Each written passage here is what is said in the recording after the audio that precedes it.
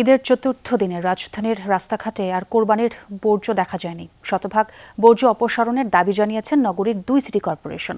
তবে অলিগুলির কোথাও কোথাও ব্লিচিং পাউডার না ছিটানোয় সেখান থেকে দুর্গন্ধ ছড়ানোর আশঙ্কা নগরবাসীর। কোরবানি ঈদের চতুর্থ দিনের চিত্র।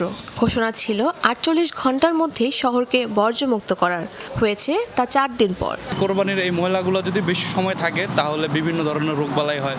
তারপরে এগুলোর ঘ্রাণের কারণে বা এগুলোর নিঃশ্বাস নিলে এগুলোর থেকে একটা বিভিন্ন ধরনের প্রবলেম হয়। কোরবানির যে আবর্জনা বিষটা যেগুলো ছিল, রক্তপাত বা যেভাবে পরিবেশটা ছিল বর্তমানে তা আগের থেকে অনেক ভালো, এবং পুরো বর্তমান সরকার সেগুলোর দিকে ভালো নজরদারি দিচ্ছে।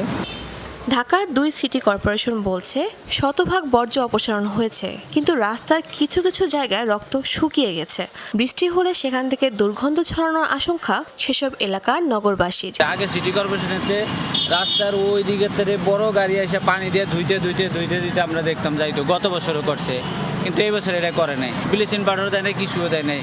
এখনো অনেক গন্ধ, বৃষ্টির পানি একটু পড়লে গন্ধ আবার বাইরে হইব, কারণ রক্ত সব শুকিয়ে গেছে, কিছুই দেয় নেই। টিম গঠন করে দেওয়ার পর ঢাকা দক্ষিণের প্রশাসক সংবাদ সম্মেলনে জানান 13,500 কর্মীর নিরলস প্রচেষ্টায় 3 দিনে লক্ষ্যমাত্রা ছাড়িয়ে 36,086 টন বর্জ্য অপসারণ করা হয়েছে।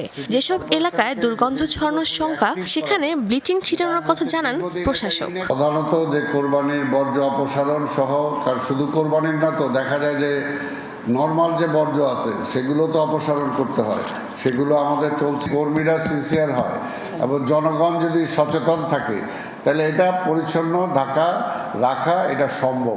এদিকে সময় মতো কোরবানি পশুর হাটের বর্জ্য পরিষ্কার না করায় 11 জন ইজারাদারকে কালো তালিকাভুক্ত করছে ঢাকা দক্ষিণ সিটি কর্পোরেশন। আগামী বছর থেকে জামানতের অঙ্ক উল্লেখযোগ্য হারে বাড়ানোর সিদ্ধান্ত নেওয়া হয়েছে।